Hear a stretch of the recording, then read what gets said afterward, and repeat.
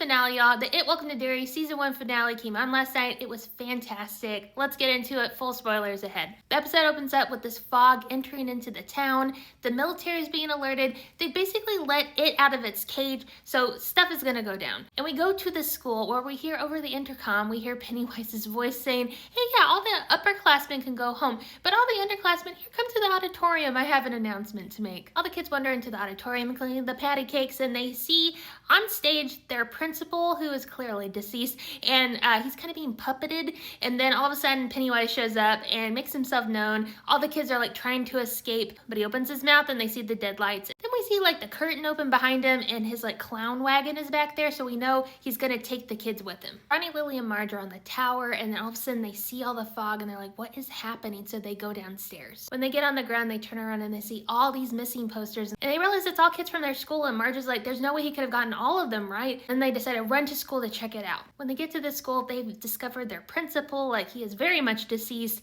and then they see Will's missing poster and they realize Will has also been taken. They see this like trail of blood going off into the distance, and they get on the bike and they're trying to like follow it, but they're just having a really hard time controlling the bike. And then Marge turns around and is like, there's a milk truck, let's steal that. And Lily and Ronnie are like, have you ever driven before? And she's like, my uncle owns a car. But no. So they get in the milk van and they steal it and they go off. But I think the best line in this whole scene is Marge just going, I want to kill that fucking clown. We see Leroy rush back to the base and he picks up the phone to call Will, but when he does, he gets Pennywise's voice. Pennywise says, what scares a man with no fear? And then he hears Will's voice, and so Leroy is freaking out, and so he decides, I gotta go find Dick Halloran. I gotta ask him for help because that's the only way I'm gonna find my son. He rushes to find Dick, and Dick is in his room, and he is just being plagued by all these deceased people. They're really gross and like kind of haunting him, and he wants to end his own life, and he's almost successful, but Leroy rushes through the door, and he's like, don't do it, please help me with my son. And Dick's like, you're the reason why this happened to me. I can't get them out of my head. And Leroy is like, if you help me find my son, if you can just help me, I will pull the trigger myself. Like, I will help you in this. I just need your help. And so Dick agrees to go with him. The military is very well aware of what's happening in the town, and Shaw gets notified that Leroy and Dick have like escaped off base, and so they decide to go find them. It's just heartbreaking. We see Leroy and Dick arrive at Rose's house, and Charlotte is just beside herself. She is so upset, and she like blames Leroy. She's like, you said we would be safe here. Look what happened to our son. And Leroy was like, no, this is why I brought Dick here. He's gonna help us find him. Rose is like, you don't stand a chance against it. And Leroy's like, what am I supposed to do? Not find my son? And Rose is like, no, of course not. You're gonna find your son. But Rose has a plan. Her plan is to use Dick's abilities to locate the dagger artifact. Because if they can find the dagger, they can bury it where one of the pillars was taken and destroyed. They can replace it with the dagger and thus close the barrier, trapping it inside. Dick reminds her, like, I can't control what's going on in my head right now. There's too many voices plaguing me. I can't do it. And so Rose is like, I can help you. I can make you this special tea. It'll take all the thoughts out of your head. But while Dick is drinking this tea, unfortunately, Rose is like, just one more thing. You like, don't open the... And he like goes into his own brain, so we don't really hear what she was warning him about, but he does see where the dagger is, and the dagger's with the girls in the milk van. So he's like, yeah, the girls have it. We gotta go find them. They're on their way to go find Will themselves. We need to meet them. But Rose makes it very clear that they're on like a bit of a time rush. If Pennywise reaches the place on the lake near the tree, then everything's over and there's no hope. We see the girls in the van, and Marge is having a hard time driving. There's a pothole. They kind of crash. Everyone tumbles, and the dagger falls out of Lily's person onto the ground. Already we know Lily is kind of having a really hard time. She's clearly being affected by this dagger, and we soon learn that if you hold on to this dagger, it will really mess with your mind. It might make you go insane. So Lily is really kind of struggling with this dagger. She really doesn't want anyone else to take it because she feels very defensive. She really wants it to protect herself from it. Girls try to kind of take it from her. She's like, no, I'm going to hold on to it. So they keep walking, and Ronnie and Marge are both really concerned for Lily, but Lily is just so much in her head that she doesn't really understand that they love her and they're concerned for her.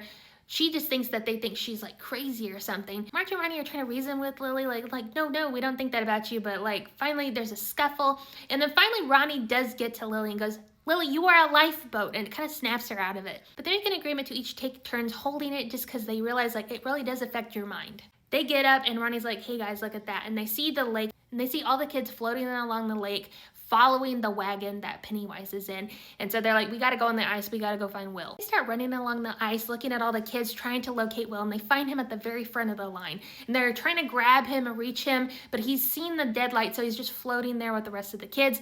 Then all of a sudden the wagon opens up and Pennywise comes out. He looks extremely menacing and he's ready to attack them, but then Ronnie holds up the dagger to protect them.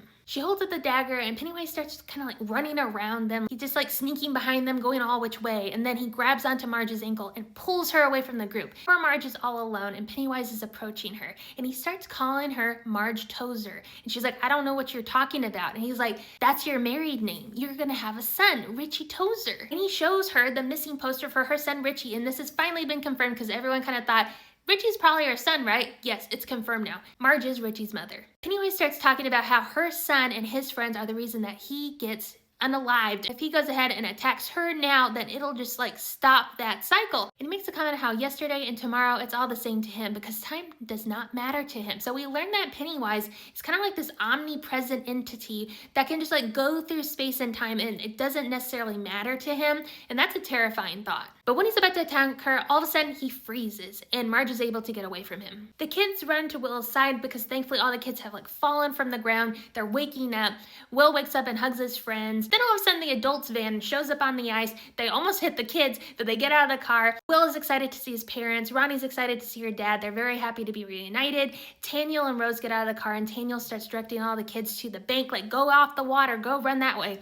And then Leroy and Taniel both decide to be the ones to take the dagger to the tree because the tree is not that far away. And if they get the dagger to this tree and bury it, it'll complete the barrier. So they start walking that way. But as they're walking towards this tree to bury the dagger, all of a sudden the military just pops out of nowhere and starts firing at them. Leroy gets injured and Taniel dies. Stupid Shaw is there and he sees that Pennywise is frozen on the lake and he decides to go investigate. Leroy knows that he can't make it to the tree, so he brings Will over and he's like, Will, you have to be the one to take the dagger. And Will's like, I can't do it. I'm not you. I'm scared. And Leroy's like, that's good that you're not me. Be you. I love you. And he trusts him. And he gives the dagger to his son to go and his friends follow him towards the tree. So Pennywise is frozen because Dick has entered his mind and trapped him in his own mind. Dick has basically trapped him in this little reality where he is Bob Gray and like the circus people are talking to him. And so Pennywise is just kind of frozen in this weird reality. Shaw approaches Pennywise kind of in awe that he's actually seeing it in person. But unfortunately for him, the military arrives, approaches Dick, wakes him out of his trance. Pennywise is able to recognize like, hey, I'm being tricked in my own mind. So he wakes up and he's face to face with Shaw. Shaw is like, oh, I knew you were real. I thought I had dreamt you, but no, you're right here. And Pennywise is like, you smell familiar. I never forget a smell. And Dick's like, well, you're free to go now. See you later.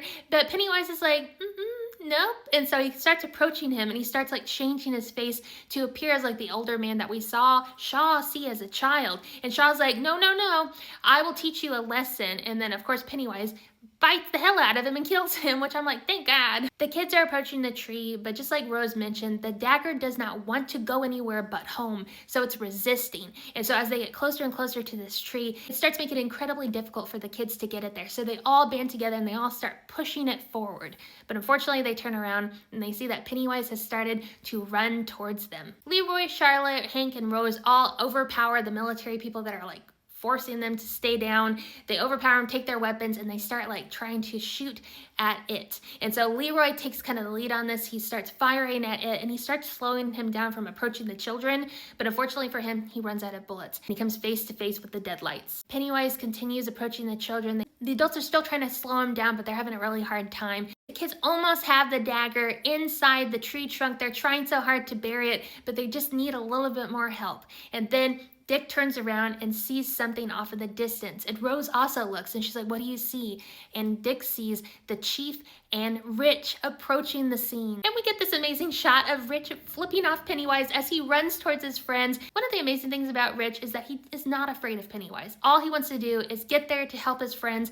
He's a fearless little guy. What a hero. Pennywise continues to approach. He starts turning into this like bird creature thing and he starts flying towards the children. The adults are desperate to try to stop him, but he keeps coming closer and closer. But then Rich grabs onto the dagger and helps his friends push it into the ground and they successfully bury it. They successfully bury it and the barrier is restored. And we watch as it starts to kind of disintegrate. It starts lighting up. We see his face kind of turn into multiple different variations of the creatures we've seen this season before he eventually like goes away. Afterwards, the kids all look at each other and they're like, did you feel him too? They all acknowledge that they all felt Rich's presence, helping them push down the dagger. Like they felt that extra set of hands. It's such a special moment. Everyone reunites. But poor Rose has to say goodbye to Taniel, and that's such a hard death. I love Taniel so much. That makes me so sad for Rose. We then get to visit Rich's funeral. Everyone has gathered together to mourn Rich. Marge gives a lovely speech at his funeral, and she talks about how like friends are worth being scared for and loving for, and how they build houses in your hearts. It's very sweet. We see Dick approaching the funeral, and then all of a sudden we see like the ghost of Rich comforting his friends and his parents at the funeral. It's just so sweet to see the kids all coming together to mourn their friend. Later we see Dick approaching the parents of Rich, and he lets them know, hey, you know that hand that you felt on your shoulder? That was your son. And the father's like, who are you? And Dick says, you know, I'm still trying to figure that out. We see Marge walk down Main Street, and she looks up at a tree and she sees one of the airplanes that Rich threw, and she smiles. Marge and Lily later on stand on the tower and they're drinking sodas, and Marge lets Lily know that she's really concerned because it told her things about her future. He mentioned, you're gonna have a son, and your son and his friends are going to be the ones that kill me, and that's why he wanted to kill Marge. And she also mentions like time seems irrelevant to him. The past, present, and future don't seem to matter to him because he can go through time willingly. She's like, what if he goes back in time and like unalives one of our parents or something? And Lily is like, well, that's someone else's problem. It kind of sets us up for whatever season 2 holds for us. Back at Rose's house, we see Charlotte and Leroy. They're getting ready to leave, and Rose approaches them and is like, I can't handle the farm on my own now that Taniel is no longer there. Would you like to stay in Derry, take over the farm, and help protect this town because it's going to be back in 27 years? And Leroy and Charlotte are first like, I don't know about that. To that, Ronnie and her family are going to leave town as well, and we see Ronnie and Will have this nice moment on the bench, and they talk about like when you leave Derry, you might forget. And they end up sharing this really sweet kiss. They finally kiss. And they're like, yeah, I think I'm going to remember that.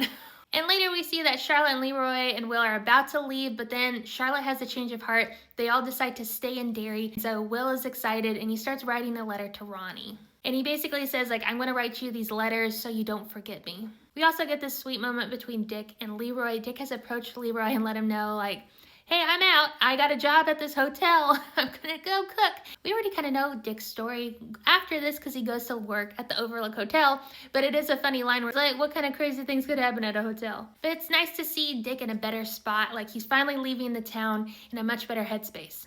But then we get the last scene, which is one of the most important scenes of the entire episode. We see Ingrid at the asylum. She's clearly lost her mind because she stared directly into the deadlights. You see time has passed, and all of a sudden it's 1988. She's still in the asylum, but all of a sudden we hear a big commotion where we see someone has just like unalived themselves. See a man grieving, but his daughter tries to like comfort him, and he like hits her away, and then she turns around and we see it's Beverly. And this is before the events of It Chapter 1. We finally get an idea of like her backstory about what happened to her mother, how awful for her. And so Ingrid, as an older woman, approaches her and she's like, no one who dies here really ever dies. And it's just foreshadowing. Later on in adult Beverly, we'll see a much older Ingrid in It Chapter 2. I thought it was very interesting to tie this together with It Chapter 1. I love how we're like jumping different timelines. I just cannot wait for Welcome to Derry Season 2. This was such a fantastic season and the perfect finale